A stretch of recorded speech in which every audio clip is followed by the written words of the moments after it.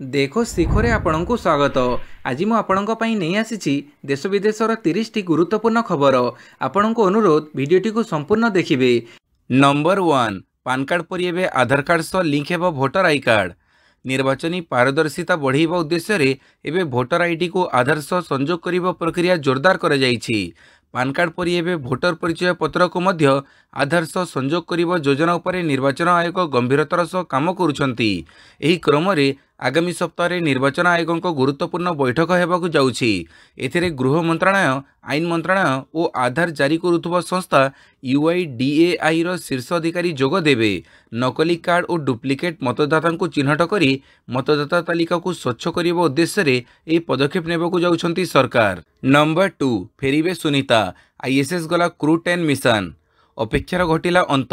ଶେଷରେ ବହୁ ପ୍ରତୀକ୍ଷା ପରେ ଘର ବାହୁଡ଼ିବେ ସୁନିତା।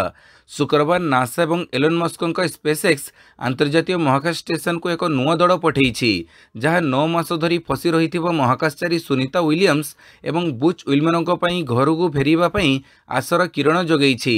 ସ୍ପେସ୍ଏକ୍ସ କ୍ରୁ 10 ମିଶନରେ ଏକ ଡ୍ରାଗନ ମହାକାଶଯାନକୁ ନେଇ ଯାଉଥିବା ଫାଲକନ୍ 9 ରକେଟ୍ ଗୁରୁବାର ଦିନ କିଛି କାରଣ ଯୋଗୁଁ ବାତିଲ ପରେ ସଂକ୍ଷିପ୍ତ ବିଳମ୍ବ ପରେ ଗତକାଲି ନାସାର କେନେଡି ସ୍ପେସ୍ ସେଣ୍ଟରରୁ ଉଡ଼ାଣ ଭରିଛି।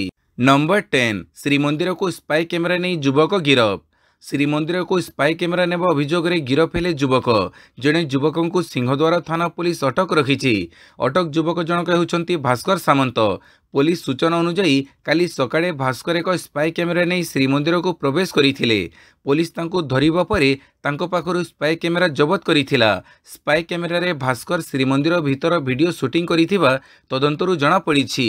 ନମ୍ବର 4, ଏଣିକି 50 ବର୍ଷର ମହିଳା ବି ବାଛିପାରିବେ ସରୋଗେସି, କହିଲେ କେରଳ ହାଇକୋର୍ଟ। ବିବାହିତ ମହିଳାଙ୍କ ସପକ୍ଷରେ ଏକ ଗୁରୁତ୍ୱପୂର୍ଣ୍ଣ ନିଷ୍ପତ୍ତି ନେଇଛନ୍ତି କେରଳ ହାଇକୋର୍ଟ। ଏଣିକି 50 ବର୍ଷର ମହିଳା ବି ବାଛିପାରିବେ ସରୋଗେସି। ସରୋଗେସି ନିୟନ୍ତ୍ରଣ ଆଇନ 2021 ଅନୁଯାୟୀ ମହିଳାଙ୍କୁ ଏହି ଅନୁମତି ଦିଆଯାଇଛି। ମହିଳାଙ୍କ ଅଧିକାର ଏବଂ ମାତୃତ୍ୱ ଇଚ୍ଛାକୁ ସୁରକ୍ଷା ଦେବା ଦିଗରେ ଏହା କେରଳ ହାଇକୋର୍ଟଙ୍କ ବଡ଼ ପଦକ୍ଷେପ। ବିବାହିତ ମହିଳାମାନେ ମା ହେବାର ଇଚ୍ଛା ପୂରଣ କରିପାରିବେ।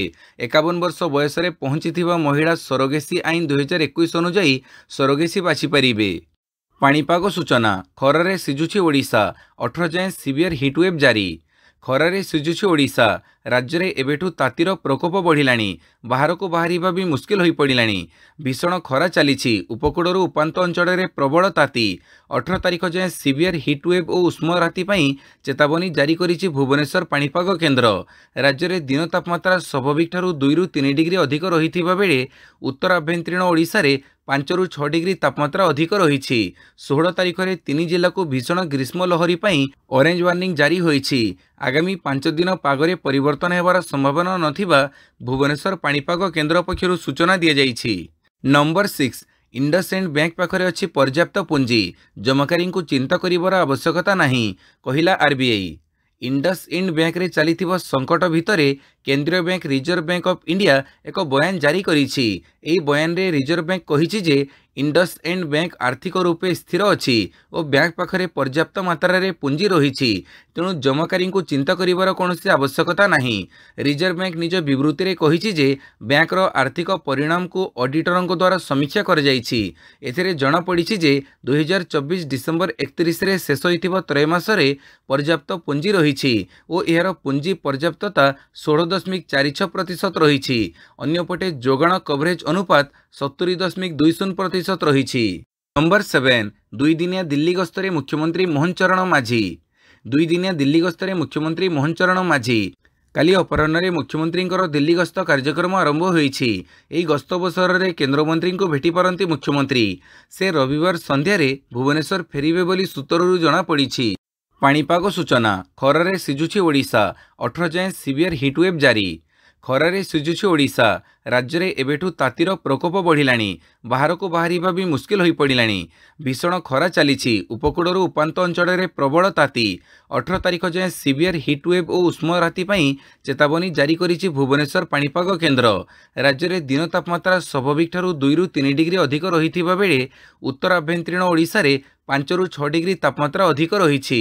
16 ତାରିଖରେ 3 ଜିଲ୍ଲାକୁ ଭୀଷଣ ଗ୍ରୀଷ୍ମ ଲହରୀ ପାଇଁ ଅରେଞ୍ଜ ୱାର୍ଣ୍ଣିଂ ଜାରି ହୋଇଛି। ଆଗାମୀ 5 ଦିନ ପାଗରେ ପରିବର୍ତ୍ତନ ହେବାର ସମ୍ଭାବନା ନଥିବା ଭୁବନେଶ୍ୱର ପାଣିପାଗ କେନ୍ଦ୍ର ପକ୍ଷରୁ ସୂଚନା ଦିଆଯାଇଛି।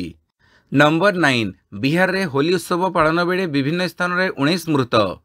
बिहार रे होली उत्सव पालन बेले दुर्घटनार खबर आसुछि। विभिन्न दुर्घटना रे 19 जनकर मृत्यु होईछि। सबुठ अधिक मृत्यु मधुबनी और बेगूसराय रे होईछि। एही दुई जिले में 4 जन लेखाएं लोकंकर मृत्यु होईछि। सेहीपरि मुजफ्फरपुर रे 3, सुपौल रे 2, समस्तीपुर रे जनकर मृत्यु होइथिबा जणा पड़िछि।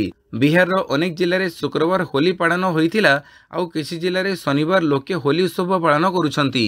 नंबर 10 3 वर्ष पर शुद्ध वायु निश्वास नेले दिल्ली एनसीआर वासी। एक्यूआई रे सुधार। वायु प्रदूषण दिल्ली और एनसीआर लोकों को आश्वस्ति मिली। वायु मान सूचकांक एक्यूआई रे बेस सुधार होईछि। राजधानी दिल्ली और आखपाख जिलार एक्यूआई शनिवार 85 रही, जहाँ गत 3 वर्ष रे सबुठु कम। 3 वर्ष पर दिल्ली एनसीआर लोके शुद्ध वायु निश्वास नहीं। वायुमान रे सुधार पर जातीय राजधानी रे जारी ग्रेडेड रेस्पॉन्स एक्शन प्लान रो समस्त कटकणा हटई दिया जाइछि। नंबर 11 तेलंगाना पुलिस रे आत्मसमर्पण कले 64 माओवादी। निषिद्ध सीपीआई संगठनर मोट 64 जन सदस्य शनिवार तेलंगाना पुलिस निकट में आत्मसमर्पण करिसेंती। पुलिस द्वारा जारी एक विज्ञप्ति रे एही सूचना दिया जाइछि। विज्ञप्ति अनुसार छत्तीसगढ़ और तेलंगाना सीमावर्ती गाँ मानकर जड़े एरिया कमिटी सदस्य समेत विभिन्न क्याडर रे 64 जन माओवादी नक्सलवाद रास्ता छाड़ी निज परिवार सहित शांतिपूर्ण जीवन निर्वाह करने पर आग्रही होइछंती। नंबर 12 कर्नाटक रे मुस्लिम कंट्राक्टरों को 4% संरक्षण। Karnataka transparency in public procurement KTPP act रे संशोधन को कर्नाटक कैबिनेट मंजूरी देइछि। एही संशोधन पर ठिका काम रे मुसलमान ठिकादारों को 4% संरक्षण दियाजिवो। कैबिनेट अनुमोदन मिलिबा परे चलित विधानसभा अधिवेशन संशोधित विधेयक आगत करा जाई पारे। यह पूर्व मार्च रे सिद्धरामैया कहिथिले जे सरकारी कार्य रे 4% ठिका मुसलमानों पई संरक्षित रखाजिवो। मुस्लिम ठिकादारों पई टेंडर रे 4% संरक्षण प्रदान को नहीं एबे राजनीतिक झड़ सृष्टि होईछि। कांग्रेस तुष्टिकरण राजनीति करुथुबा बीजेपी अभियोग आनिछि। एहीपरि राहुल गांधी राज्य कैबिनेटर निष्पत्ति को प्रभावित करिसंती बोली बीजेपी कहिछि। नंबर 13 चीन नौसेनार युद्ध विमान क्राश।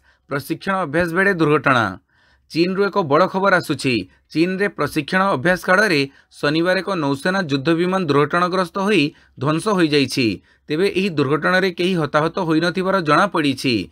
घटना पर अधिकारी द्वारा जारी बयान रे कुहाଯାଇଛି जे दुर्घटना काल रे पायलट विमान रू सुरक्षित बाहरी जीवक सक्षम होइछंती। नंबर 14 पालेस्टाइन को समर्थन। भारतीय छात्री भिसा रद्द कला अमेरिका।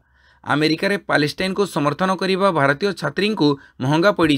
अध्ययन अधारू भारत फेरिले राजंशी श्रीनिवासन। अमेरिकार गृह सुरक्षा विभाग कोलंबिया विश्वविद्यालय भारतीय छात्री भिसा को रद्द कर देइछि। या परे से स्वदेश फेरी आसिछंती। श्रीनिवासन उपर आतंकवादी संगठन हमास को समर्थन करिवार अभियोग लागिछि। नंबर 15 गाजा रे इस्राएल सेनार भयंकर आक्रमण 9 जनकर मृत्यु। इस्राएल वायुसेना शनिवार गाजा आक्रमण करिछि। गाजार उत्तर रे थिबा बोट लाहिया सहर रे होइथिबा ए आक्रमण रे मोट 9 जनकर मृत्यु होइछि। तेबे मृतकों मध्य स्थानीय अंचलर 2 जन सांबादिक मध्य रहिथिबा जणा पड़िछि। गाजा स्वास्थ्य मंत्रालय पक्षरु एही तथ्य जारी होइछि। तेबे हमासर नेता माने युद्ध विराम को नहीं काहिरा रे कथबार्ता चलैथिबा बेले इस्राएल एही आक्रमण करिथिला। नंबर 16 यूक्रेन सेना आत्मसमर्पण कले बंचई देबु सेमानक जीवन। ट्रंपक अपील उपरे कहिले पुटिन। चर्चारे लागिब कि पूर्णछेद। 3 वर्ष धरी चलिथिबा रूसिया यूक्रेन युद्ध रे परिसमाप्ति हेबो बोली चर्चा जोर। कारण अमेरिका मध्यस्थता करिबारे लागिछि। यारी भितरे अमेरिकार राष्ट्रपति डोनाल्ड ट्रंप रूसिया राष्ट्रपति को अनुरोध करिसंती कि यूक्रेन रो सैन्य को छाड़ी देबाकू।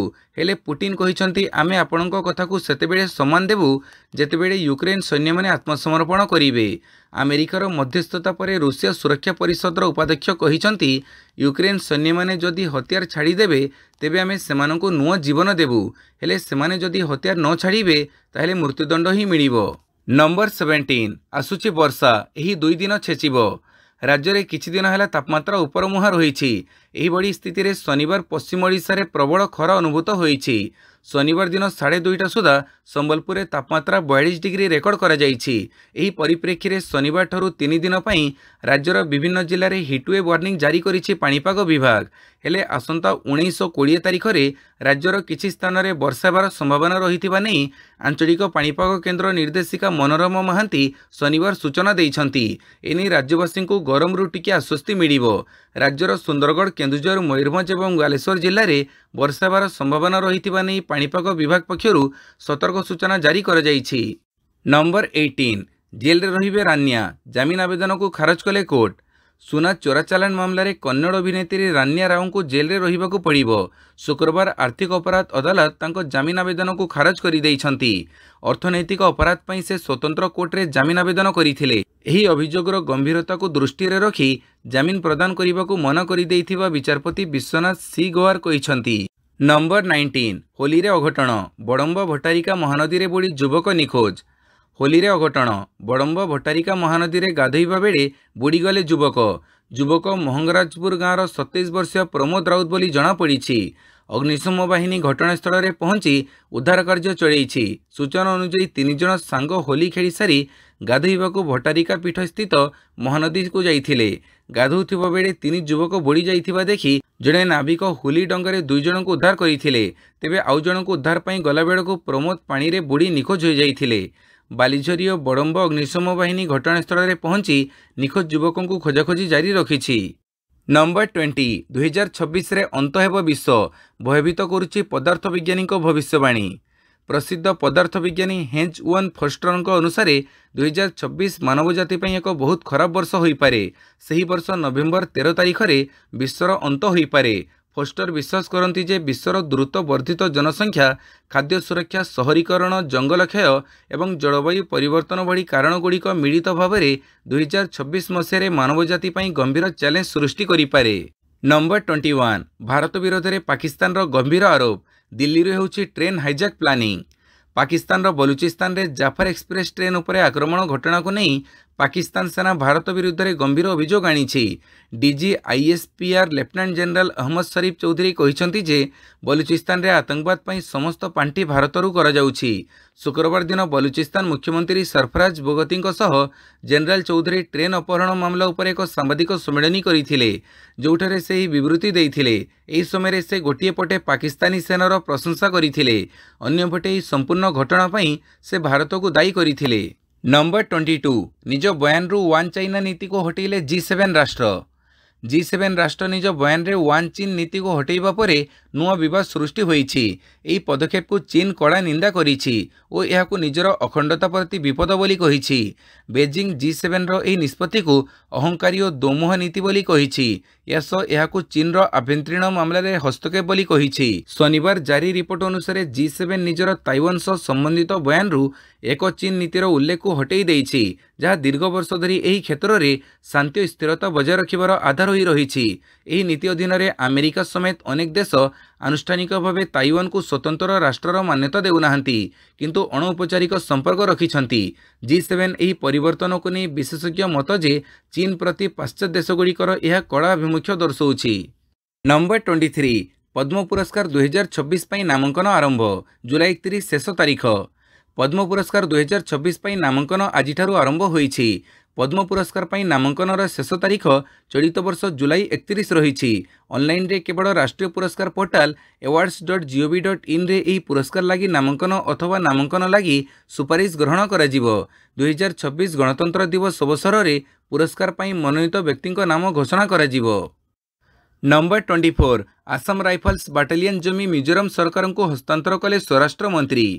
स्वराष्ट्र मंत्री अमित शाह उपस्थिति रे काली आसाम राइफल्स बाटालियन जमी को मिजोरम सरकार को हस्तांतर करा जाइछि। एठी सहित मानचित्रर आनुष्ठानिक आदान प्रदान मध्य काली मिजोरम आइजल ठारे अनुष्ठित हो जाइछि। ए अवसर में श्री शाह कहिसंती भौगोलिक स्थिति जोगु स्थान अभाव देखा देइथिबा हेतु प्राय 35 वर्ष धरी आसाम राइफल्स को आभ्यंतरीण अंचल को स्थानांतर करिबा पई दीर्घ दिन धरी दाबी होउथिला, जहाद्वारा आइजल समेत मिजोरम सामग्रिक विकास को सुगम करा जाई पारिबो। नंबर 25 द्वितीय थर WPL चैंपियन है Mumbai Indians. Harmanpreet Kaur captain innings बड़े महिला प्रीमियर लीग 2025 रे चैंपियन होईछि मुंबई इंडियंस। दिल्ली कैपिटल्स को 8 रन रे परास्त करी संस्करण ट्रॉफी उठेइछि। यसो मुंबई इंडियंस द्वितीय थर पई WPL चैंपियन होईछि। शनिवार दिल्ली कैपिटल्स एवं मुंबई इंडियंस मध्य फाइनल खेला जाइथिला। प्रथमे बैटिंग करी हरमनप्रीत कौर नेतृत्वाधीन मुंबई इंडियंस 20 ओवर 7 विकेट हरई 149 रन करिथिला। जवाब रे दिल्ली कैपिटल्स 20 ओवर 9 विकेट हरई 141 रन करिबारे सक्षम होईछि। भिडियोटी को संपूर्ण देखिथिबारु बहुत बहुत धन्यवाद।